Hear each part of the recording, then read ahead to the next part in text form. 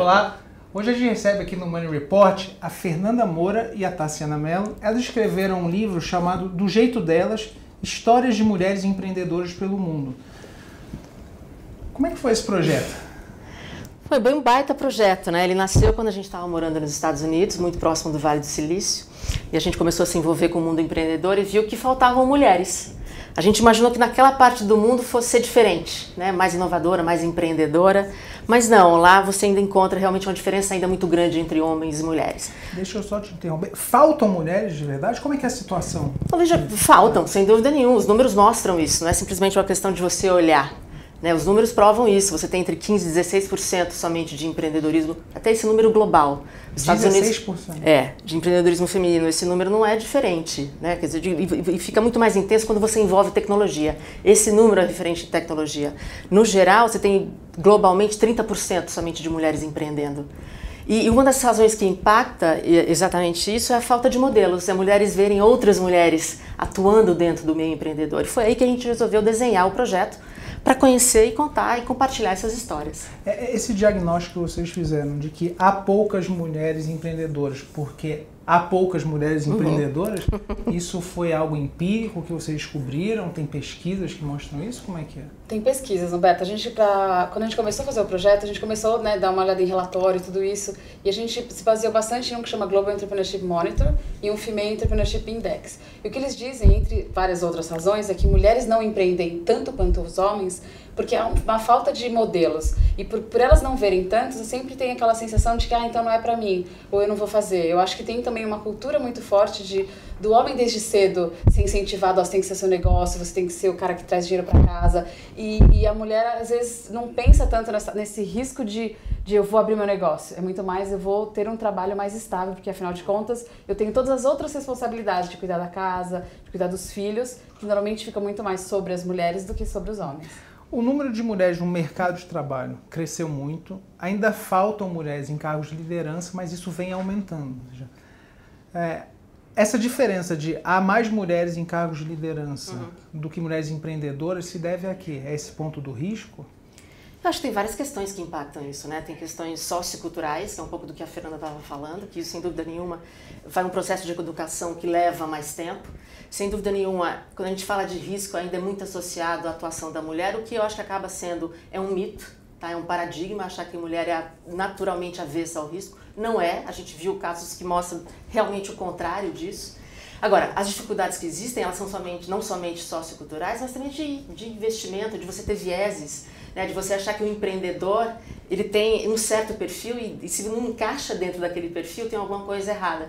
E as mulheres acabam sendo fortemente impactadas por isso. Então, quando elas vão atrás de um investimento, por exemplo, que na sua maioria são homens, né? Que vão dar o investimento. Exatamente, que vão investir no negócio, ele sempre vai buscar investir naquele perfil que ele é mais próximo, que ele reconhece mais facilmente, ele entende do negócio, ou ele entende da indústria, ou ele é mais próximo. Normalmente é isso que acontece. Então, há essa dificuldade adicional. Que é o estereótipo, por exemplo, um negócio de sucesso geralmente é tocado por um homem alto, branco, com uma voz forte e poderosa. Esse é o perfil que leva os investidores a investir mais em negócios de homens? Eu acho que tem uma série, tem até pesquisa de Harvard que falam, quando uma mulher é mais assim assertiva, ela é agressiva. Quando o homem é assertivo, ele é seguro. Então tem uma série de características que homens e mulheres fazem as mesmas coisas, mas são percebidas muitas vezes de uma maneira positiva em relação ao homem e de uma maneira negativa em relação à mulher. E eu acho que isso também se reflete quando a mulher vai buscar o investimento. Porque se ela vai de uma maneira mais tranquila, ela está insegura, talvez ela esteja precisando muito do dinheiro, e quando ela vai mais agressiva, aquela coisa... não, é muito agressiva, não vai dar certo em equipes. E eu acho que investidores em geral olham muito isso, a equipe, a capacidade técnica, né, dos fundadores das empresas. Isso quando a gente está falando de organizações, de projetos mais estruturados, tecnológicos, né? Não o pequeno negócio, o mercado para um bolo. E eu acho que isso, cada vez mais, a gente tem que ter investidoras mulheres, que elas vão ser também mais sensíveis ao fato de que nós somos diferentes. Não é melhor ou pior, mas a gente age de uma maneira diferente. E que quando mais mulheres com mais dinheiro, provavelmente vai aumentar o número de investimentos em negócios de mulheres também. Eu acho que vocês têm dados que mostram que negócios tocados por mulheres são tão ou mais bem-sucedidos que negócios liderados por homens, certo? Não são dados nossos, mas há várias pesquisas que demonstram isso, né? Que empresas onde você tem o maior número de mulheres na liderança ou no C-suite, como CEO, CFOs, o que seja, o desempenho da empresa é maior. Ou seja, não é necessariamente uma questão de gênero, a gente acha, mas é uma questão de diversidade. Você precisa de diversidade para criar inovação, para ser uma empresa criativa, que pensa adiante. Então, isso se reflete nos números naturalmente, sem dúvida nenhuma, né? Então, isso é importante que se encare, eu acho que não somente pela ótica do gênero, mas também pela questão da diversidade. Ou seja, por exemplo, o investidor, ele quebrando esse estereótipo que ele tem, um viés inconsciente, um termo que está na moda, ele vai ganhar, ele pensando em dinheiro, ele deveria investir em negócio de mulheres. Sem dúvida nenhuma. E eu acho curioso muitas vezes, porque a gente escuta muito disso, quando se fala em mulher, se fala em diversidade. Como você pode falar em diversidade de uma parcela da população que se refere à metade da população? Então, eu acho que quando a gente fala de mulher, é muito mais inclusão e não diversidade. Claro, diversidade não só no sentido de gênero, mas também de idade, de cultura, né, de experiências diferentes. E isso traz muita riqueza para qualquer negócio, para qualquer empresa. E vocês tiveram algum apoio, um patrocínio para esse projeto? Não, o apoio foi 100%, 99% bancado pela gente, Humberto. E a gente teve quase $4.000 apoiados por amigos e conhecidos num crowdfunding. Mas todo o projeto em si foi financiado pela gente. O que a gente conseguiu quando a gente foi fazer o livro, a gente conseguiu incentivar pela Lei Rouanet. Então a gente contou com o patrocínio da Deloitte, do Machado Meyer e do Laboratório Ferring. Mas o projeto bancado pela dupla. Legal. Bom, e como é que foi esse projeto? Vocês visitaram quantos países? Como é que foi? Bom, a gente passou 15 meses na estrada, visitamos 24 países nos 5 continentes. A gente queria um grupo de países que fosse diverso, que não fosse somente aqueles que a gente costuma mais escutar em termos de empreendedorismo, do mundo de negócios, mas a gente queria trazer um pouco do olhar da África, do Oriente Médio, da Ásia e alguns outros países onde a gente não escuta falar tanto, para mostrar, primeiro, a diversidade de países, era importante mostrar essa riqueza, e principalmente mostrar a diversidade de atuação dessas mulheres. Então, o nosso perfil das empreendedoras ele era muito amplo. Então, a gente conversou com empreendedoras de meio tecnológico, meio social, empreendedorismo mais tradicional, mulheres que tinham uma faixa etária bastante diversa. A mais nova tinha 19 anos, a mais experiente próximo dos 70, e todas elas, trabalhando com muita intensidade e ambiciosas, mostrando, desenvolvendo o seu negócio, e até reflexo do próprio título do livro, construindo sucesso nos seus termos. A gente também não pode acreditar que existe somente uma receita de sucesso, um caminho ou uma forma, e a gente costuma ainda medir o sucesso, infelizmente, por uma régua que acaba sendo muito masculina, que acabam sendo os nossos principais referenciais quando a gente fala de negócio. O que a gente quis trazer com essas histórias é mostrar, olha, tem mulheres construindo sucesso com empresas globais e com empresas que não são globais, mas que impactam ali a comunidade onde elas estão inseridas. E vocês podem fazer uma análise regional, por exemplo, como é o ambiente de empreendedorismo feminino na Ásia, no Oriente Médio, na África, América? Quando a gente fala em Ásia, é muito grande, né? É difícil você falar uma receita para a Ásia, porque a gente até percebeu essa diferença. A gente entrevistou no Japão, Coreia, China, depois Malásia e Singapura. Então, quando a gente começou no Japão, a gente está falando de um país extremamente desenvolvido, onde as mulheres são extremamente bem preparadas, mas que de uma maneira, por questões culturais, elas acabam ficando em segundo plano na questão de desenvolvimento de carreira, principalmente após o casamento, quando elas têm filhos. E quando a gente estava entrevistando lá, elas próprias diziam, quando vocês chegarem na China, vai ser um mundo completamente diferente, onde as chinesas são muito mais assertivas, mais fortes, elas têm que lutar muito pelo espaço. Há uma política do governo lá no Japão, o Womenomics, para trazer mais mulheres. O Japão é um país que está envelhecendo, eles não podem se dar o luxo de deixar 50% da população fora. E ao passo que quando a gente chegou na China, a gente entrevistou muitas mulheres que eram reflexo da política do filho único. Ou seja, mulheres que já são vencedoras por terem nascido. E depois a família investiu muito na educação para que elas se deem bem e que possam, no futuro, cuidar dos pais. Então a gente vê já na China aquelas mulheres super assim, eu quero ser global, eu vou conseguir o meu mercado aqui. É um mercado de 1,4 bilhões de pessoas, então você realmente tem que gritar para ser ouvido. Né? E daí quando você vai em Singapura já é outro mundo, porque você fala de um país-estado, né? Uma cidade-estado, onde eles falam, aqui não tem problema de dinheiro, mas aqui a gente já tem que crescer com essa mentalidade de global para alcançar novos mercados. E isso transferindo, por exemplo, para o Oriente Médio. Líbano e Israel também é muito parecido com relação a essa questão. São países pequenos, onde o mercado é restrito, e eles têm sim que já pensar globalmente. E com relação às mulheres do Oriente Médio, acho que quando a gente está no Brasil, a gente está muito distante, acha, por estereótipos, principalmente quando a gente envolve religião no meio, na questão dos muçulmanos, é aquela coisa mais que elas, de alguma maneira, não são ouvidas. E a gente encontrou, né, Tassi, um cenário completamente diferente. É curioso que, principalmente na Jordânia, as mulheres, 80% das mulheres têm uma formação superior. Então, assim, você tem mulheres extremamente bem formadas, né, educação formal. Entretanto, que há um momento na vida delas, e aí a gente acaba extrapolando isso, não é somente na Jordânia, elas acabam indo por outro lado. Muitas vezes há, sim, as pressões sociais, as pressões culturais, ainda há um grupo de papéis que a gente acha que são mulheres que têm que desempenhar, que os homens têm que desempenhar, e isso impacta fortemente. Acho que no Oriente Médio ficou isso muito explícito. Por outro lado, a gente vê uma nova geração de mulheres estimuladas por outras que já estão na estrada há algum tempo, falando, olha, é possível. Né? Primeiro deixando de lado a religião, vamos deixar que isso não impacta. E várias delas disseram isso, a gente teve chance de observar isso de perto. É questão de querer. Óbvio que lá tem a dificuldade adicional, cultural, de que muitas vezes elas são restringidas de sair de casa, elas precisam de um acompanhante, então tudo isso impacta. Sem dúvida nenhuma, elas são conscientes disso. Entretanto, isso não tem parado esse movimento.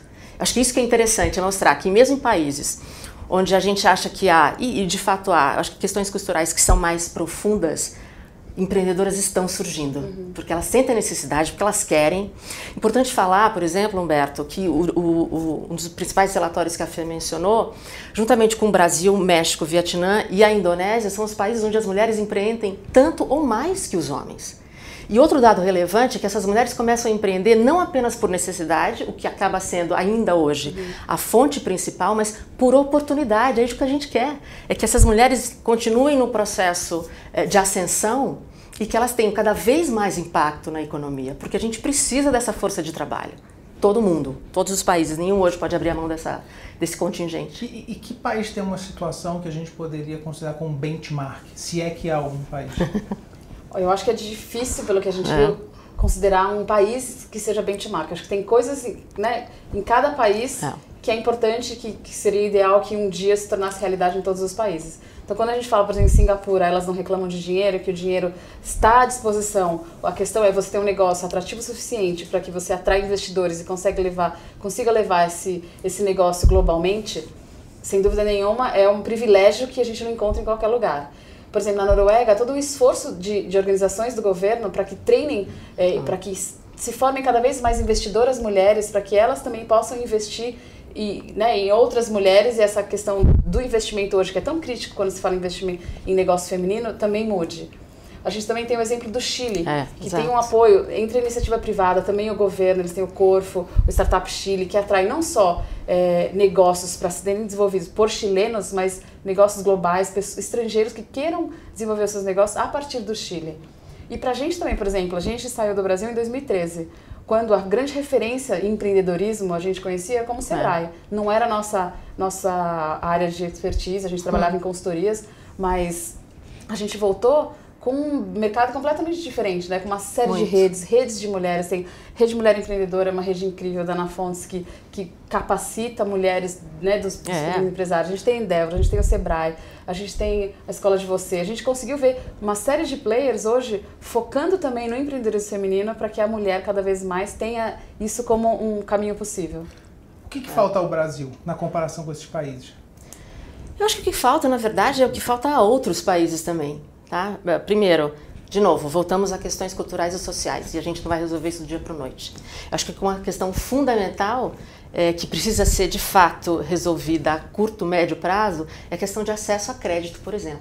A gente não está falando somente de investimento, porque isso é muito mais para startup, né, para empresas de base tecnológica, mas você hoje, uma mulher que quer começar um negócio, ela deveria ter sim o acesso a esse crédito mais facilitado. Muitas vezes ela não tem uma casa ou algum outro ativo para dar como garantia, e isso a restringe muito. Então, por que não criar produtos financeiros que facilitem o acesso dessa mulher a começar o seu negócio? Então, acho que cada vez mais os bancos, instituições financeiras têm que ter isso como um foco muito claro. Esse é um grande impedimento, sim, que ainda existe, que precisa ser resolvido no Brasil como em outros países. E essa situação, por exemplo, quem tem o capital eles preferem emprestar para um homem do que para uma mulher? Existe isso? Certamente sim, porque se a gente olhar a quantidade em percentual de negócios que são investidos para mulheres e para homens, é muito discrepante a quantidade de dinheiro que vai em investimento para negócios liderados por mulheres. Eu vou te dar um exemplo assim, que é extremamente curioso. A gente entrevistou uma empreendedora no México, ela tem uma empresa hoje que já fatura milhões, e ela fala que ela demorou 7 anos insistentemente pedindo empréstimo no banco. Ela teve que ser nomeada a melhor empreendedora do ano por uma consultoria, enfim, uma série de prêmios para o banco oferecer um empréstimo, mas na hora que ela estava assinando os documentos, eles pediram para que o marido fosse avalista.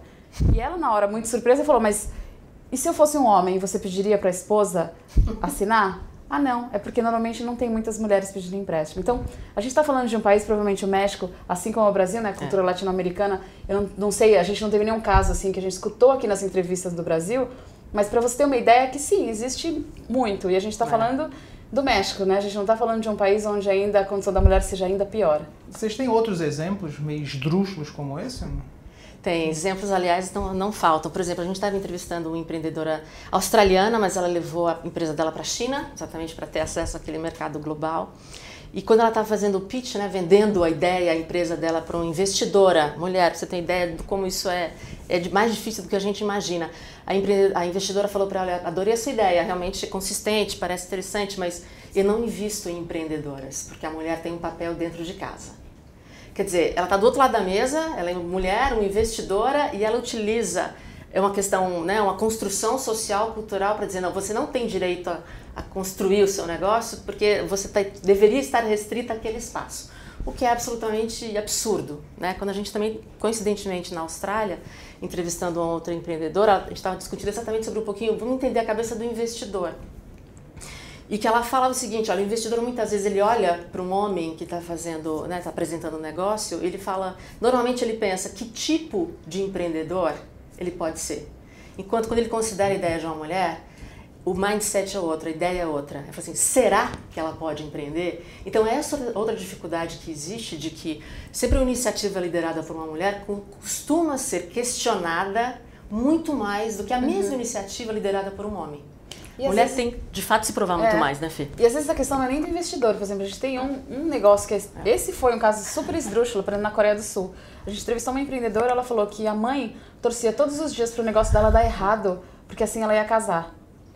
Então ainda tem também assim, a questão familiar, a questão cultural de que em muitos países, na grande maioria dos países que a gente entrevistou, talvez a Noruega sendo a muito mais adiantada em relação aos outros, há uma obrigação que como se a mulher tivesse que cumprir um papel. Você estudou, você vai casar, depois que você casar você vai ter seu filho, você vai se dedicar a isso e que não tem o menor problema, mas desde que seja uma opção da mulher e não que caiba qualquer responsabilidade sobre o casamento, filhos e casa, só a mulher. Porque não? Hoje a gente escuta muito assim, meu marido é fantástico porque ele me ajuda. Não, eu não acho que ele ajuda. Eu acho que ele tem que colaborar 50% do lado dele. Né? Claro. Numa conversa prévia que a gente teve, você estava falando que quando vocês entrevistavam na Noruega, às vezes as pessoas lá não entendiam muito bem o que vocês queriam dizer, porque são problemas que não tem lá. Você pode explicar mais sobre isso? A gente, conduzindo as entrevistas, a gente queria saber muito sobre esses papéis, né, que são direcionados, que espera-se que homens e mulheres desempenhem. E na Noruega foi uma surpresa pra gente, porque quando a gente colocava essa questão, você sempre sentiu alguma dificuldade em termos de equidade de gênero, como é que isso aqui funciona? E as pessoas as mulheres tinham dificuldade. Peraí, aonde você está querendo chegar com essa pergunta? Porque essa nunca foi a nossa realidade. Eu cresci, por exemplo, vendo meu pai cozinhando enquanto minha mãe estava trabalhando, ou ao contrário. Então, esse sempre foi o meu entorno. Então, essa estranheza foi muito presente na Noruega. Peraí, essa não é necessariamente a nossa realidade. É tudo perfeito? Não, não é tudo perfeito na Noruega. Não é. Eles estão extremamente mais avançados do que 90%, mais até do que os países no mundo, mas a dificuldade deles é de outra natureza. A equidade de gênero parece ser muito mais uma realidade lá do que em outros países que a gente visitou. Políticas inclusivas fazem sentido para aumentar o número de empreendedoras mulheres? Na minha opinião, sim. E eu acho curioso, porque às vezes a gente escuta muitas vezes as pessoas serem um pouco contra. Mas a gente não está, quando a gente faz política inclusiva, a gente não está já restringindo do outro lado. Se a gente for ver a história da humanidade, até hoje houve uma série de grupos, de políticas, tudo que muitas vezes favoreciam que o homem fosse trabalhar, que o homem tivesse mais espaço na economia, ou por questões também religiosas que impediam que as mulheres tivessem uma participação mais ativa na sociedade. Então, na minha opinião, sim, eu acho que a gente não parte hoje de uma base igual. Eu acho que a política inclusiva é muito importante para que a gente cada vez mais consiga nivelar. E aí sim, partir para uma coisa, bom, agora a gente está tudo igual, então vamos igual até o fim. Seguimos. E é possível fazer isso respeitando todos aqueles princípios de meritocracia, a busca pelo lucro do investidor, ou seja, você não vai fazer isso em detrimento desses valores. Eu acho que a questão da meritocracia ela é extremamente relevante, a gente deve perseguir isso, mas a meritocracia ela só é de fato meritocracia quando os dois lados partem do mesmo patamar, o que não acontece. Então, enquanto existir essa distância, esse gap, a gente tem sim que ter políticas, né, inclusivas aí para que isso seja uma realidade. Eu acho que a questão do investimento ou de uma participação maior da mulher em qualquer que seja o fórum tem que ser algo consciente, né? Seja do investidor, seja de quem quer que esteja envolvido nesse meio. De novo, exatamente para promover onde a gente saia de uma situação mais igual. Então, tem questões, de fato, culturais, sociais, que, de novo, a gente não vai mudar do dia para a noite, mas tem ações práticas do dia a dia que a gente pode. Ter consciência dos nossos próprios vieses é uma delas, sem dúvida nenhuma. Quer dizer, será que quando eu estou analisando o investimento, eu não estou buscando alguma coisa, porque é uma mulher, para que eventualmente eu bombe aquele investimento? Será que existe? Para o outro lado também? Quer dizer, se eu estou participando de um painel, por exemplo, isso é muito básico, onde eu vejo só homens, não é possível que a gente não tenha mulheres capacitadas para falar? Então, tem que haver um esforço consciente, direcionado ainda, para que a gente mude, sim, o nosso próprio hábito, a nossa forma de agir e principalmente a nossa forma de pensar. É assim que a gente vai conseguir caminhar para uma questão de igualdade. E, por exemplo, com essa questão da igualdade, quando a gente fala, não é uma questão de que mulher não tem a mesma capacidade, mas a gente tem que participar de uma lista onde 50% dos candidatos sejam homens e 50% mulheres. Outro dia a gente estava conversando numa consultoria e eles disseram que eles estavam na linha de sucessão para sócios. Então, que na inclusão de uma mulher para sócio, eles já estavam preocupados de saber, não vamos oferecer essa oportunidade porque de ir para fora, será que o marido dela vai?